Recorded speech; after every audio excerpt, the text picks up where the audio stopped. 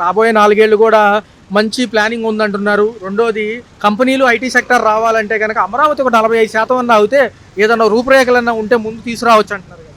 45% 100% అనేది కాదు. అభివృద్ధి అనేది చంద్రబాబు నాయుడుతోనే అవుద్ది. పార్టీకి అతీతంగా చెప్పాలంటే ఈ ప్రభుత్వంలోనే అవుద్దని నేను అనుకుంటున్నాను. సార్, ఒక పక్క మన దేశంలో మొత్తం చూసుకుంటే కనుక మన రాష్ట్ర ముఖ్యమంత్రి గారే ముందంజలో ఉన్నారు. రిచెస్ట్ సీఎంగా 931 కోట్ల సర్వే సంస్థలు అంటే నిజమే. 900 కోట్లు అయిందని నీకు నాకు అని ఎవరో చెప్పారంటున్నారు. ఎంత ఉందనేది మాకు అనవసరం. వాటి ఏంటనేది విజన్ ఉన్న నాయకుడు కాబట్టి ఈయనే ఉండాలని అందరూ అనుకుంటున్నారు. యూత్ మాజీ ముఖ్యమంత్రి గారు ఈ నెల 27 తిరుమల టూర్ ఉంది.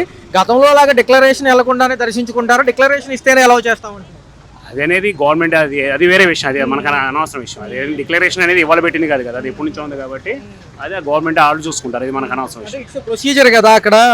లా అండ్ ఆర్డర్స్ ఎలా ఉన్నాయి అలా ప్రొసీజ్ అవుతారు. ఎవరైనా కానీ, మీరైనా నేనైనా ఎవరైనా కానీ వాళ్ళకుండే నామ్స్ ప్రకారం. అంటే ఇప్పుడు మాజీ కాబట్టి ఖచ్చితంగా ఫిల్ చేయాలంటున్నారు సార్.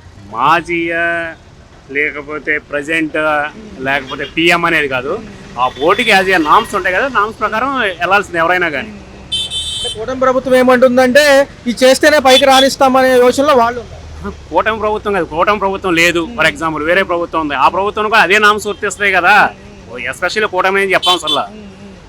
అక్కడ నామ్స్ అంటే ఉండదు ఆ బోర్డుకి. ఆ నామ్స్ ఎవరైనా మరి చేయాల్సిందే. పాటిస్తారంటారు సార్ ఈసారి? పాటించాల్సిందే కదా, కంపల్సరీ. అది పాటించకపోతే వెళ్ళనీరు కదా. పాటించకపోతే వెళ్ళనీరు కదా. సార్, ఎలా ఉంది? పదే పదే లోకేష్ గారు కూడా డెవలప్మెంట్ మీద ఎక్కువ ఫోకస్ చేశారు. ఢిల్లీ కూడా వెళ్ళొస్తున్నారు. ఈసారి ఎలా ఉండబోతుంది? గతంలో ఈ ఏరియా అంతా మునకలో ఉన్నప్పటికీ కూడా ఈసారి అంతా కరకట్లు రిటైనింగ్ వాల్స్ కూడా కడుతున్నారు కదా. గుడమేరి ఎఫెక్ట్ కూడా తగ్గింది. ఫెస్టివల్ కూడా గతంలో అంతా వాటర్లోనే జరిగిపోయింది. ఈసారి ఎలా? ఫెస్టివల్ గురించి అని కాకుండా ముందు విజన్తో చేస్తున్నారు కాబట్టి అది ఏదో ఫెస్టివల్ వచ్చిందని చేయట్లా, విజన్తో చేస్తున్నారు అంతే. ఉచిత బస్సు ప్రయాణాలు, ఒక పక్క సంక్షేమ పథకాలు, ఇవన్నీ ఎలా? సంక్షేమ పథకాలు అంటే బాగానే ఉన్నాయి. ఉచిత బస్సు అనేది ఇప్పుడు ఏదో నా సజెషన్ ఏంటంటే, నా సజెషన్ యాక్చువల్గా ఫీడ్బ్యాక్ ప్రకారం లేడీ అనేది ఎవరైనా లేడీ కనిపిస్తుంది కదా, అలాంటప్పుడు ఈ కార్డు గీట అవన్నీ అడగకూడదు. ఎందుకంటే నిన్న రీసెంట్లీ నేను ఒకసారి ఇక్కడ గుడి వెళ్ళి వస్తూ చూశాను. ఆ పాప వచ్చేప్పటికి 18 ఇయర్స్ 19 ఇయర్స్ ఉంటాయి. ఆ పాప మర్చిపోయింది. ఏంటి, కార్డు మర్చిపోయింది. టికెట్ తీసుకోవాల్సి వచ్చింది. అమౌంట్ కూడా సరిపడా లేవు. మరి ఎవరో అడ్జస్ట్మెంట్ చేస్తే తీసుకుంది. అలాంటి సిచ్యువేషన్ ఉండకూడదని నా సజెషన్. ఎందుకంటే స్త్రీ సంక్షేమం అంటున్నారు కాబట్టి స్త్రీ అనగానే అర్థమైపోతుంది కదా, వాళ్ళకి ఆటోమేటిక్గా ఇంకా బస్సు ఎక్కగానే ఇచ్చేయాలి ఫ్రీ టికెట్ అనేది నా సజెషన్. చాలామందికి కూడా ఇదే వచ్చింది. ఎందుకంటే ఆధార్ కార్డు అంటారు, ఆడావిళ్ళు మర్చిపోవచ్చు, కాలేజీ ఆడావిడ ఉండద్ది. ఎనీహౌ ఏదైనా మర్చిపోయినప్పుడు ఎలాంటి ఇన్సిడెంట్స్ నేను నా విజువల్గా చూశాను కాబట్టి అది కరెక్ట్ కాదు. చూస్తే 15 నెలల ప్రభుత్వ పరిపాలన ఎన్డీఏ కూటమిలో భాగస్వామ్యంగా ఉన్నారు కాబట్టి రాష్ట్రం అభివృద్ధి పనులు ఎలా ఉన్నాయి? ఈ అమరావతి ఎఫెక్ట్ ఎలా? అమరావతి పనులు బాగానే సాగుతున్నాయి. రాష్ట్రం అభివృద్ధిలోనే సాగుతుంది, బాగానే ఉంది. రియల్ ఎస్టేట్ ఏమంటారు? రియల్ ఎస్టేట్స్ కొద్దిగా స్టార్ట్ అవుతున్నాయి ఇప్పుడిప్పుడే, అంతే. గతం కంటే కూడా ఈసారి కొంచెం ల్యాండ్ రేట్స్ కూడా ఎక్కువే ఉన్నాయి అంటున్నారు. ఏం లేదండి, నార్మల్గానే ఉంది. సార్, అయితే ఒక విషయం ఏంటండి, ఇప్పుడిప్పుడే స్టార్ట్ అయినాయి, అంత ఏం లేదండి, అలాగే ఉన్నాయి, పర్వాలా. చూసుకుంటే మన దేశంలో పర్టికులర్గా చూసుకుంటే మన రాష్ట్ర ముఖ్యమంత్రి గారు 931 కోట్లతో ధనిక సీఎంగా ముందున్నారంటున్నారు. కొన్ని సర్వే సంస్థలు అంటున్నాయి. ఏమంటారు? జనరల్గా చూస్తూ ఉంటాం కదా, అది అంతగా చెప్పలేమండి దాని విషయం. సార్, ఏంటి సార్, మాజీ ముఖ్యమంత్రి జగన్ గారు ఈ నెల 27న తిరుమల టూర్ అంటున్నారు. తిరుమల వెళ్తే కనుక డిక్లరేషన్ ఇచ్చి పైకి వెళ్ళాలంటున్నారు కదా, అంటే అన్య మతస్థులు వచ్చినప్పుడు ఇచ్చేయాలంటున్నారు. నిజమేనా? మరి అంతే కదా, డిక్లరేషన్ ఇవ్వాలి కదండి. దేవుడి మీద నమ్మకుంటే నాకు వెళ్ళాలి, లేనప్పుడు వెళ్ళక్కర్లేదు. అది వాస్తవంగా మ్యాండేటరీగా ఫాలో అవ్వాల్సిందే అంటారు. మరి ఎవరైనా ఫాలో అవ్వాల్సిందే, అంతే. 100% ఎవరైనా ఫాలో అవ్వాలి. ప్రభుత్వం ఈసారి సీరియస్గా తీసుకోబోతుంది. ఖచ్చితంగా డిక్లరేషన్ ఇస్తేనే ఆయన అలౌ చేస్తాం అన్నట్టుగా అంటున్నారు. నిజమేనంటారు? అంతే కదండి, మరి దేవుడిని నమ్మితేనే వెళ్ళాలి, లేకపోతే వెళ్ళక్కర్లేదు. అది మిగతా అంశాలు చూసుకుంటే ఎలా ఉంది సార్? 4 ఏళ్ల భవిష్యత్తు ఎలా ఉంటుంది?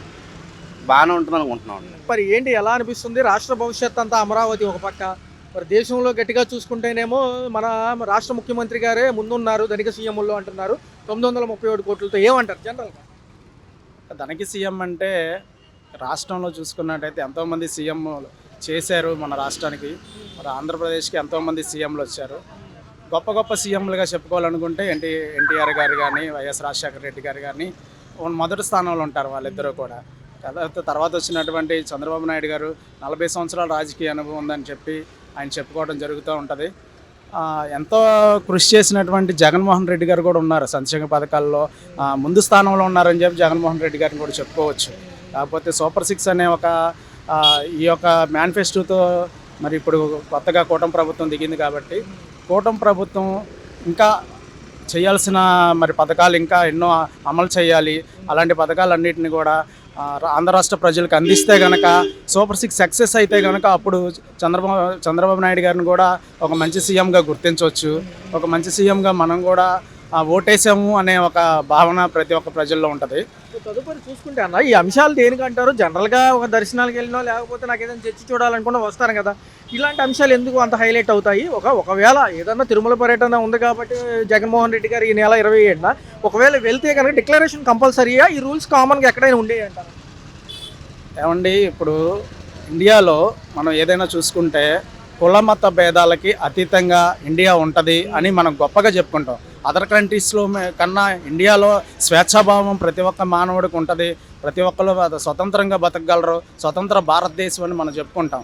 కానీ ఇక్కడ కొన్ని అగ్ర కులాలు కానీ ఏదైనా కొంత ఒత్తిడికి లోనయ్యి కొంతమంది మా కులస్తులు ఏమంటారో మనం గనక దీనికి ఒప్పుకుంటే మన కులస్తులందరూ ఒక కట్టడిగా వచ్చి మన తర్వాత ఏమైనా క్వశ్చన్ చేస్తారేమని కొంతమంది అధికారులు కూడా ఆ కులానికి ఆ సామాజిక వర్గానికి చెందిన అధికారులు కూడా కొంతమంది ఏం చేస్తున్నారంటే కొంతమంది సామాన్యులకు కూడా దక్కాల్సిన చోట ఒక మాజీ సీఎం అయినటువంటి జగన్మోహన్ రెడ్డి గారే కాదు, చాలామంది ప్రజలు కూడా కొన్ని చోట్ల ఇబ్బంది పడుతున్న పరిస్థితి ఉంది.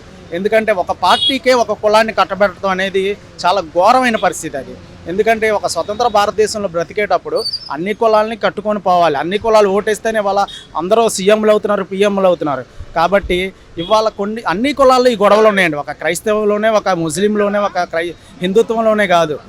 కొన్ని చోట్లకి వెళ్తే మన అహ్మదాబాదు కానీ అటు మన గుజరాత్ కానీ అటువైపు వెళ్తే శివుడు భక్తుల్ని కొంతమందిని వాళ్ళు జై శ్రీరామ్ అంటేనే శివుడు భక్తులను ఆహ్వానించే పరిస్థితి ఉంటుంది. జై శ్రీరామ్ అంటేనే శివుడు భక్తులను ఆహ్వానించే పరిస్థితి ఉంటుంది.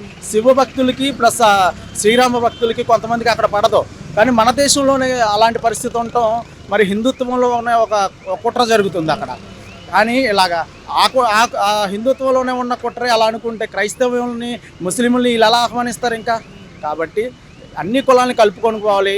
ఎవరికి కోసినా వచ్చేది రక్తమే. కాబట్టి ప్రతిదాన్ని కూడా పాయింట్అవుట్ చేసి ఒక కులానికి ఒక మతానికి సంబంధించిన అంశంగా దాన్ని కూడా పరిగణన తీసుకోకుండా ఆయన కూడా ఒక మాజీ సీఎం గారు కాబట్టి ఆయనకు కూడా అవకాశం ఇవ్వాలి.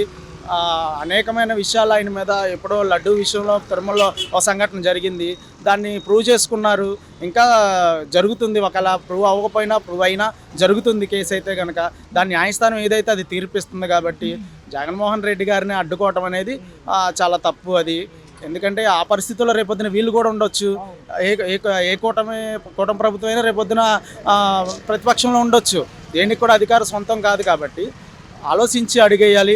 ఏదైనా సరే మానవులు అందరూ కూడా దైవ దర్శనానికి వెళ్ళేటప్పుడు అడ్డుకోవటం అనేది చాలా హీనమైన పరిస్థితి అది. ఎందుకంటే మరొక అంశం రాష్ట్ర భవిష్యత్తు ఎలా ఉండబోతుంది వచ్చే 4 ఏళ్లలోనూ. సూపర్ 6తో పాటు అనేక అంశాలు చెప్పున్నారు. ఆర్థిక వెసులుబాటు చూసుకుని ముందుకెళ్తున్నామని చెప్తుంది ప్రభుత్వము. ఈ అన్ని అంశాలతో జనాలకు పనులు ఉన్నాయా? ప్రజెంట్ ఒక పక్క జీతాలు పెరగట్లేదు, ఖర్చులు పెరుగుతున్నాయి. మరి ఏమంటారు? ఖర్చుల విషయంలో చూసుకుంటే చాలా ఎక్కువగానే పెరిగినాయండి ఇటీవల కాలంలో.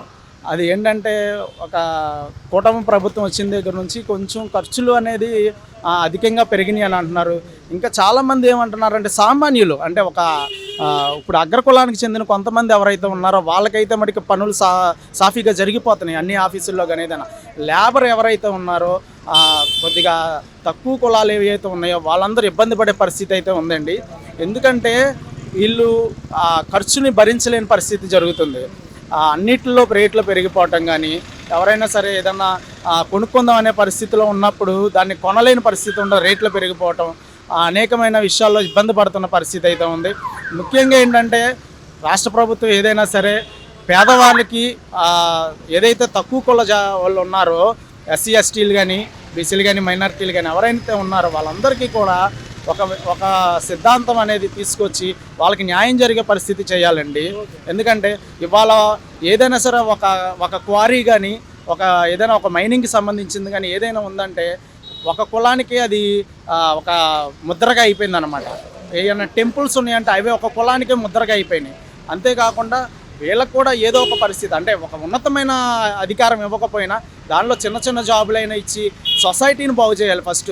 ఎందుకంటే వెనకబడ్డవాడు ఎప్పటికీ అలా వెనకబడే ఉండిపోతున్నాడు. కాబట్టి వాళ్ళకు కూడా గవర్నమెంట్ ఒక మంచి మనసుతో ఒక ఆలోచన కలిగి ఏదైతే వాళ్ళు మంచి చేయాలనే ఉద్దేశంతో చేస్తారో అప్పుడే సొసైటీ బాగుపడుతుంది, పేదరికం లేకుండా పోయి ఆంధ్రప్రదేశ్ మనం చూడగలం.